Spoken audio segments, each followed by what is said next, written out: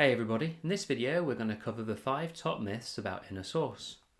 Hi, my name's Marty Woodward and I used to work on the team at Microsoft that helped the company adopt InnerSource. So I wanted to kind of take you through what InnerSource is, explain Microsoft's history with it, and then let's go through the 5 myths I heard when working on this with teams. So first of all, what is InnerSource? It's taking the same tools and practices that you do with open source projects and applying those inside your organization on your private source code. And it's helping you communicate across teams. Because if we look at the average enterprise, most people struggle with communication across divisions or even between floors of the same building, if I'm honest. And there's this lack of understanding often in teams around the open source style workflows, how you use those, probably often from lack of experience in using those workflows to do pull requests and things like this.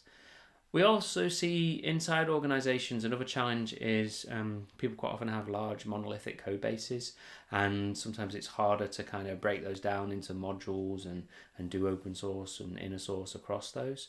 We certainly saw this inside of Microsoft, along with quite a lot of code ownership, rather than feeling about your code as a maintainer of your code. You think about the code as we own it, my team owns it, or my department owns it, when really it's owned by the entire organization and you are the maintainers, you are you look after that code. So if we look at modern enterprise practices, we quite often see there's lots of innovation that's happening from all directions. So you want to be able to take ideas from different people inside your organization and share them. We see a big change in modern engineering practices in terms of shifting left, so doing things earlier in the development process, whether that's testing everything in the pull request rather than at the very end of a build, or maybe it's actually having security checks happen as soon as you push code into your code base rather than waiting for the very end or even waiting for it to be deployed before you security test. The other thing we see that's quite common in high-performing modern engineering teams is the notion of sharing. Is sharing not just with your colleagues, but also with the rest of the team. I mean, in DevOps, that obviously sharing is key there. You've got Dev and Ops working together on the same thing, but being able to share across teams, don't have these silos of knowledge, but make sure everybody in the organization's on the same page. If we look at engineering in Microsoft today, we see we've got around about 110,000 users on our engineering system. Interestingly, only about 58,000 of those are actual, developers, people checking in code every day. The rest of people are, people like me, overhead and delete email, whatever. But we are all in the same system, working together, building these systems together. We've gone from probably in 2014 the first repository on GitHub to now where we are today with 8,500 public repositories on GitHub. That's just the public ones alone. And we also shipping around about 82,000 times a day. Well, that's deployments a day, which is kind of a vanity metric, really. That's pushing to test environments and pre-production environments. The average team probably ships, a highly productive team would be testing, 2, 3, 4, 5 times a day. Or, you get teams that are shipping a couple of times a week or sometimes every couple of weeks, that sort of thing. But across the whole of a company, on average, about 82,000 deployments a day, which is a massive change in the past 10 years. A lot of that's been driven by those teams, but it's also come from the top as well. So Satya Nadella, our CEO, he's been very clear about making sure we focus on our engineering tools inside of Microsoft and our engineering practices to make sure we're using the most modern tools and the most modern practices that we can. Satya is very keen as well that we invest in our engineering tooling and that we build on that so we can improve productivity and invest it ready for the future. Now, when it comes to InnerSource, this isn't a particularly new thing at Microsoft. It's certainly something that people have been trying to do since the company was founded, really. We're a company that's based on, the software that we create, and so it makes sense to try and figure out how we share that across the organization. But it started in the very early days with a thing called Toolbox, which was literally a file share on a computer called Toolbox. And engineers used it to share tools between each other in the organization, whether that's, a handy test script or a handy test utility, that sort of thing, or maybe, some pre-production code. It was mostly used to share binaries, not really source code, because back then source code was mostly done over file shares. You remember SourceSafe was kind of file share based rather than proper IP network protocol based systems, and so it's difficult to share source code in that way. Mostly binaries, but it became popular. And then as we went on in 2006, we took a fork of our Codeplex code base. So Codeplex was our open source hosting site that we had publicly. We took a fork of that, brought it internally, and then made that available to engineers inside of Microsoft to use it to share different products with each other, share code bases. That was done very explicitly on certain utilities that people were building, again, and making them available to share. Here's an example of Mouse Without Borders, which was a tool for using a mouse across multiple machines. That's actually now available open source on GitHub, but at the time it was available on Codebox, available to share across people in the organization. Then in late 2014, we started work on what we call 1ES, that's One Engineering System. Up until this point, every team in Microsoft really had their own engineering tools.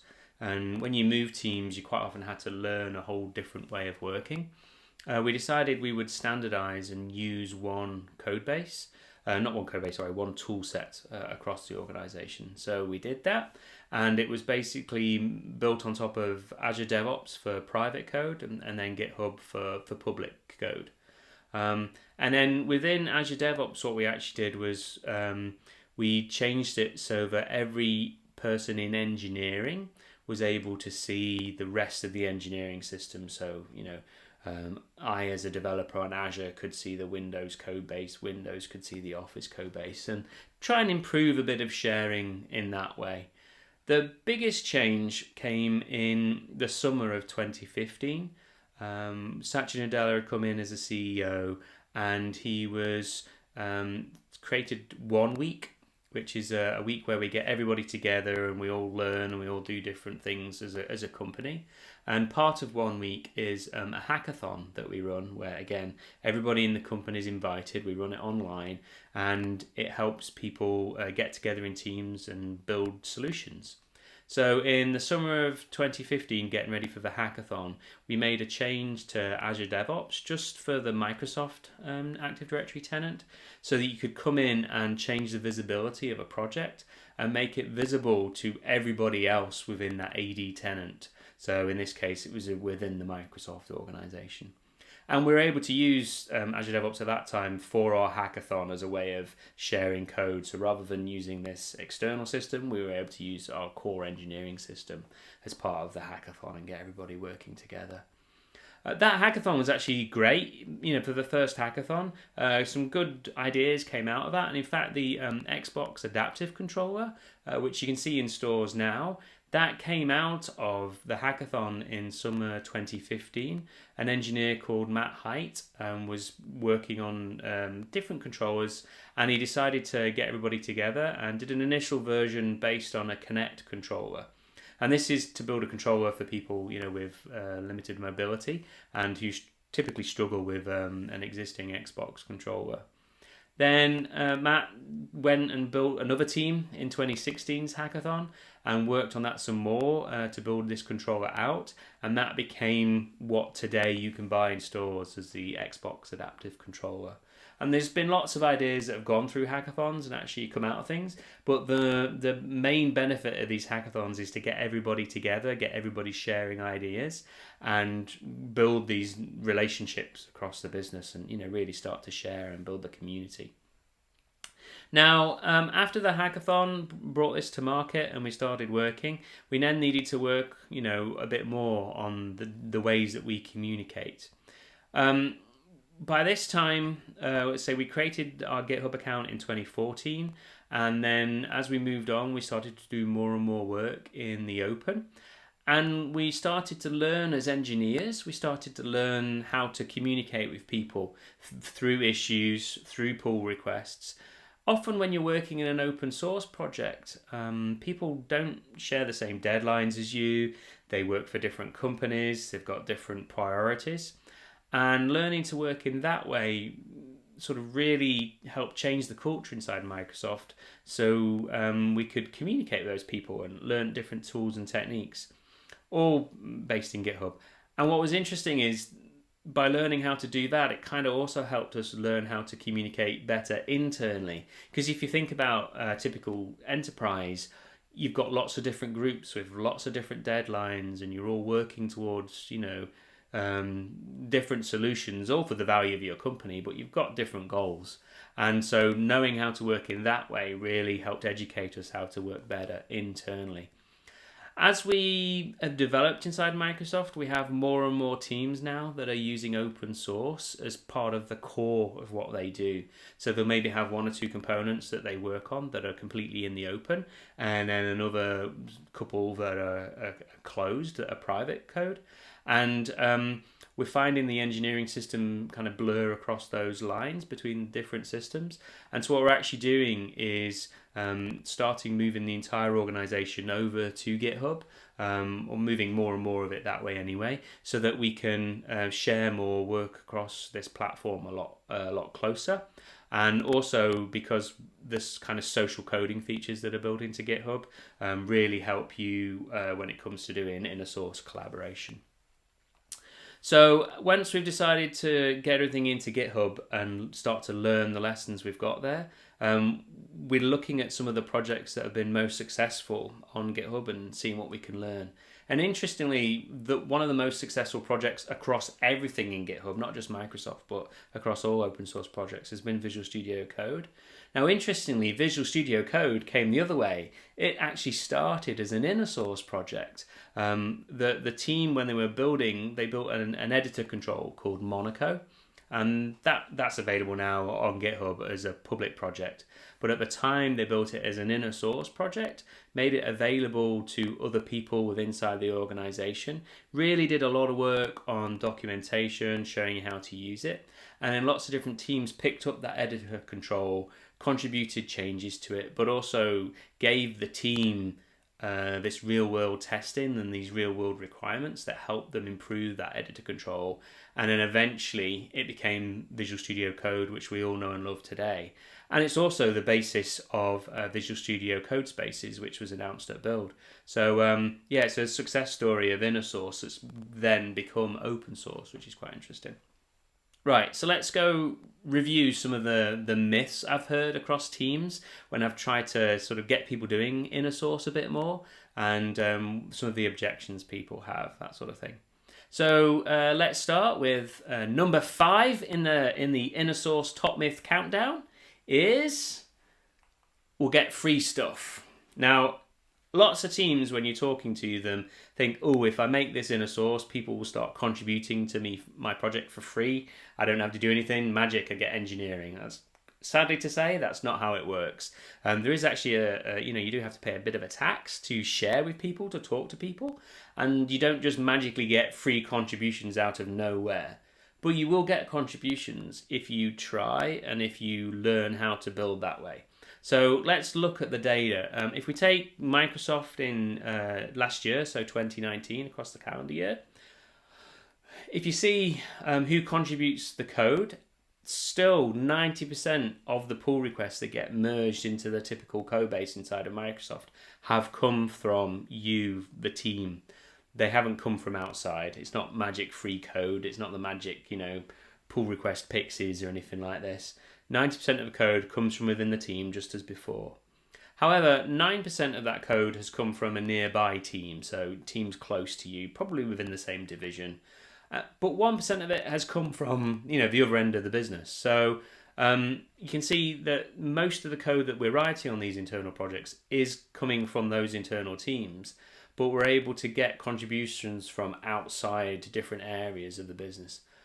However, everybody in the business has been able to see that code base and has been able to share it and reuse parts and take ideas and that sort of thing. But if we look at, say, something like .NET, that's massively different. .NET's a public open source project, and despite it being really, really technical, it has over 65% of its pull requests have come from outside of Microsoft. So when we sit back and really look at how that community has built up and how we've gone and worked in that community, it's quite interesting. So the first thing that we did with .NET was we made the source available. So people could see the source. They couldn't really do anything with it. They could read it. And, we got some interest. People were involved. It certainly helped debugging issues and that sort of thing, if you remember, trying to figure out what was going on in the base class library or something like that. It was very helpful. We then started to make our design notes available. So, how we were going to change things. And again, that was good because we got early contribution. We were able to iterate very quickly. But it's still, weren't getting much contribution. We weren't getting a huge amount of involvement just from the really, passionate, in-depth people.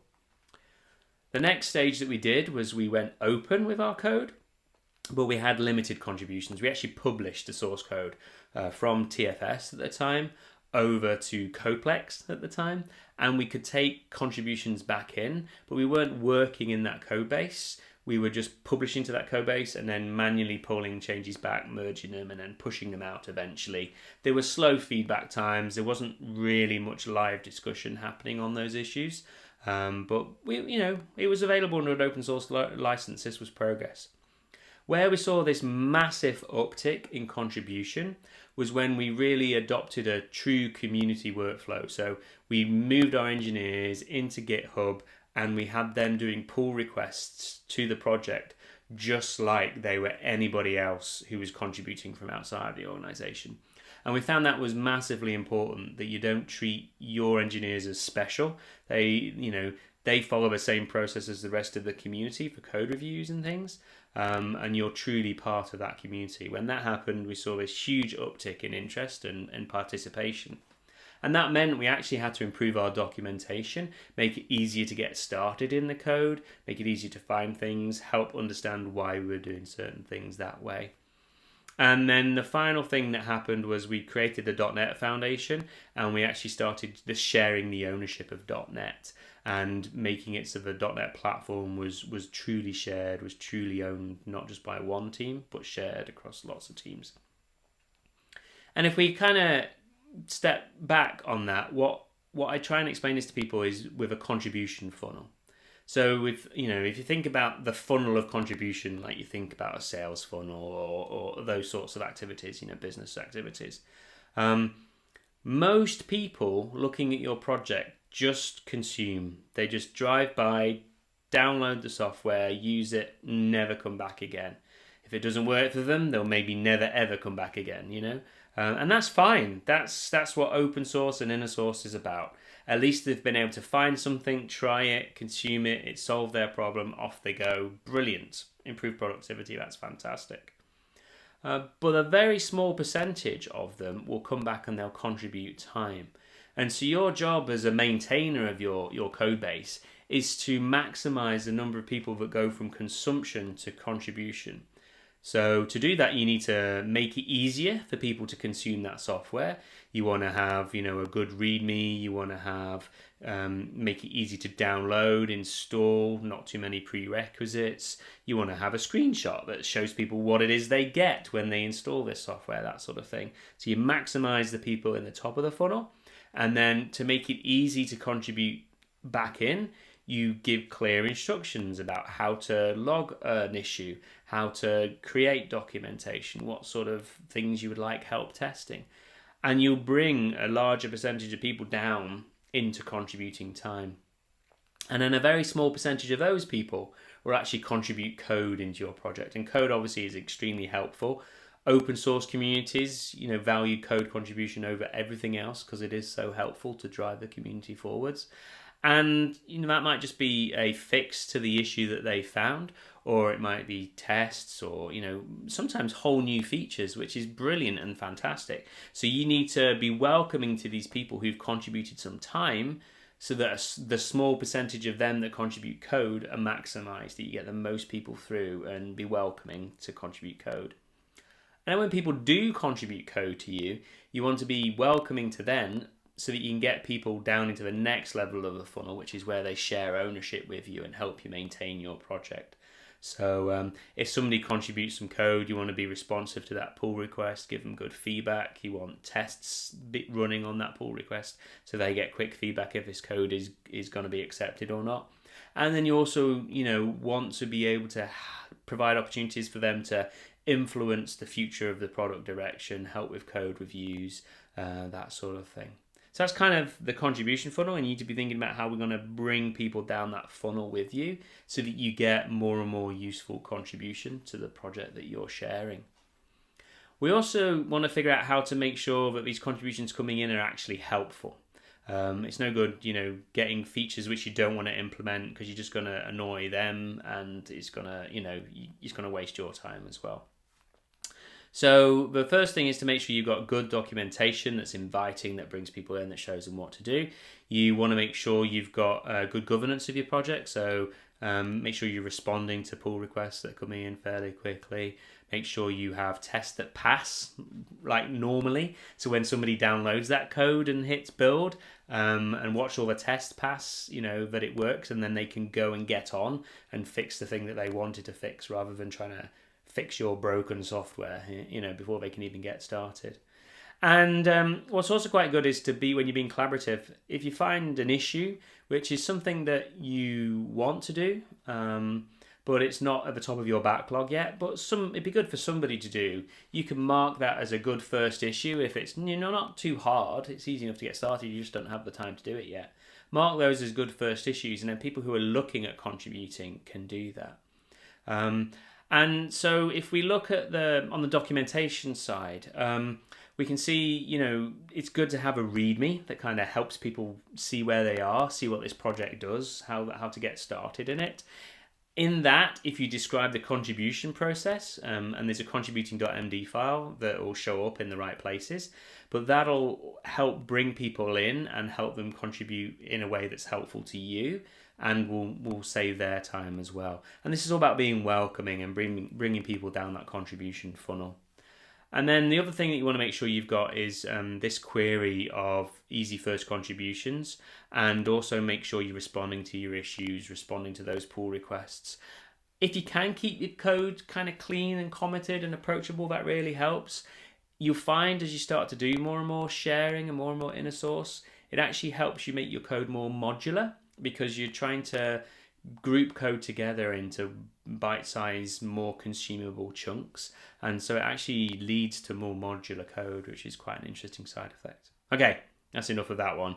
Let's go on to the next one. So on the top 5 list of InnerSource, at number 4 we have gamification. So let them eat badges, as I've said. This is so many times, people said, oh, how do I get people to contribute to my project? How do I get people sharing with inside our organization? I know, we'll give them badges if they share, or we'll give them stickers. Now, don't get me wrong. Developers love stickers. It's amazing what you can get for stickers. But it's not going to build an entire culture of sharing inside of your organization. If people are not rewarded to share with more than just stickers and more than just badges, then they're not going to share. They're going to do, you're going to need to see what culture you set inside your organization. Inside Microsoft, we actually changed our incentive structure, so the way that people get paid. The interesting thing that we found is we needed to build an economy of sharing. It's no good just telling people to share, or telling, unless there are people who are prepared to consume those shared components. Otherwise, you're going to have lots of people trying to share things and nobody wanting to work with them to share with them.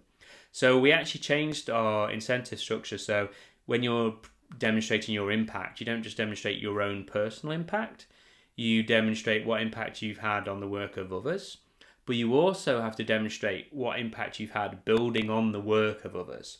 And that encourages a couple of things. It encourages you to go look for people to share with and to collaborate with, to consume what they're sharing. But it also encourages you to acknowledge these people that you're working with, because that's how you get rewarded. And so it's building this entire culture of sharing, this economy of sharing with inside of the business. And this is driven, not just within teams, this comes all the way from the top as well. These are the incentives inside of Microsoft and how we judge everybody. Right then, number 3 in the top 5 myths of InnerSource is people want to wait before publishing. Developers are very, oh no, I can't publish this code. I need to tidy this code up before I can publish it. I hear that all the time. And it's a very, very, very natural fear that you have if you don't want to publish this because everybody can see it. You want to make it look beautiful. And then you never get around to tidying it up and you never publish it. So my biggest advice is just to publish it, especially for InnerSource, because there's no risk to the organization. So it's not like you're distributing things outside of the organization where sometimes you might want to do some scanning and things. So just share it. Get over that emotional hurdle and just start sharing. And the thing I also say to people is, look, this code works. This code is running on a billion devices around the world. You know, if it's good enough to run on people's machines, it's good enough to share it in the organization, and people will learn from it. People will be able to do stuff with this. So just get over that, unfortunately, is kind of the biggest advice. But know that it's natural and know that everybody feels that way as well. And number 2 in the top 5 myths about InnerSource is that framework teams are a good idea. That's just not usually the case. We often find people thinking, oh, I can go into my little ivory tower and just go build a framework and not have any real customers to talk to. And that's just a recipe for scope creep, if you ask me. We try and have it so that teams are still responsible for shipping code to the customer's hands, you know, giving value to your customers. And that they're doing that by sharing components with each other. So a component has a strong business case. And yes, it might not do everything that every team in the business wants to do, but it does what the team who built it wants to do. And they're making the code available and they're accepting pull requests. If somebody would like it to do something else, then they can submit that pull request. Maybe they don't, in which case they can fork that code and use part of it and move on and share. So try and avoid framework teams whenever possible, just to prevent scope creep, really. Right, number 1 in the top 5 myths about InnerSource, and this is one I hear everywhere I go. I hear this one all the time, and that's InnerSource won't work here. That's certainly something, you know, you might have thought inside of Microsoft 10 years ago, oh, there's no way we can have all these teams working together. You know, that's just not how we work. That's not what we do here. But if we can make it work, if we can build a culture of sharing, then you can too. It doesn't mean everything has to be shared. There are still things inside of Microsoft that aren't shared. There are tented projects, we call them, that are private projects. But that's an explicit decision to make something private. It's not the default. Inside a bank, you very likely have code that cannot be shared widely. But you probably also have, you know, a string handling library or a date handling thing. Hopefully you get that one from open source. But anyway, hopefully you've got some code that's common across the whole business. Maybe the way that you look at account numbers or things like this. You can share those across the whole business. There's no IP there that's private to that one team. So you are able to come in and you are able to share code. So think about what you can share and how you can start building a culture where sharing becomes the default. And we see this happening across lots of businesses around the world.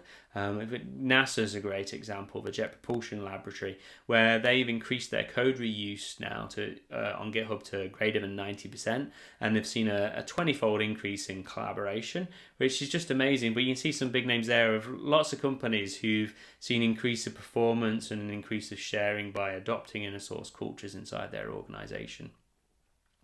Right, so let's recap now.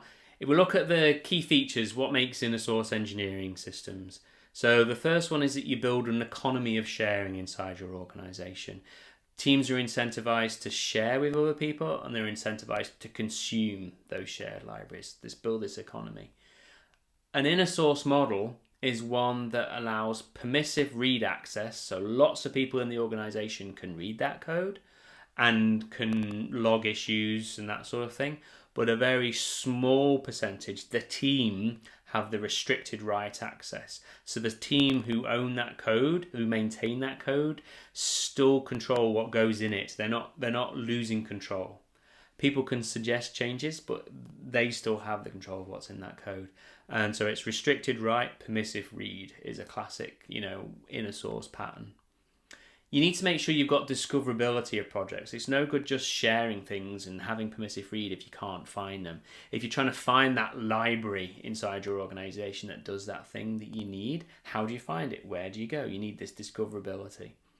You also need good documentation. Sharing code isn't an excuse to stop writing docs. You can't say, oh, the code is the documentation. That doesn't cut it. You need good documentation that shows people how to use that code, how to consume it, so you can maximize the people in your contribution funnel so that you can gain value from sharing by having people send you submissions and that sort of thing.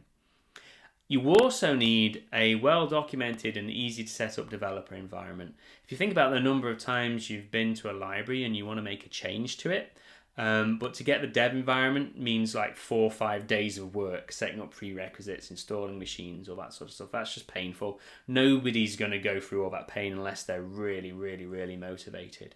This is one of the reasons why I'm really excited about Visual Studio Codespaces and GitHub Workspaces, because they allow you to set up these development environments really quickly and then share those with your teams. And that helps not just you in terms of reproducing issues and being able to get a dev environment set up. It helps when people are trying to consume code and then contribute fixes. The other thing that's common in InnerSource is this pull request model. You want to cross-organizational forks, so you can fork a code base if you don't have read access to it. You can make a change to that code and then you can send a pull request to the upstream maintainers so that then you're able to take advantage of the changes that they added as well as the changes that you wanted to their code base. It's great if those pull requests are validated by reliable tests and that have great test coverage, because that gives you a much quicker feedback loop to your pull request to know if you're heading in the right lines before any human comes and does a code review. Okay, this is about it. I want to wrap up now. Thank you very much for taking the time and watching this video, if you still are. My name again is Martin Woodward. If you want to get hold of me, it's Martin Woodward on Twitter, or you can email martinwoodward@github.com. If you want to learn more about InnerSource, then go to the innersourcecommons.org, which is a great website with lots of like-minded people who are all trying to do InnerSource inside their organizations. And if you want to learn more about Microsoft's journey, then go to aka.ms/developer stories. Thank you very much.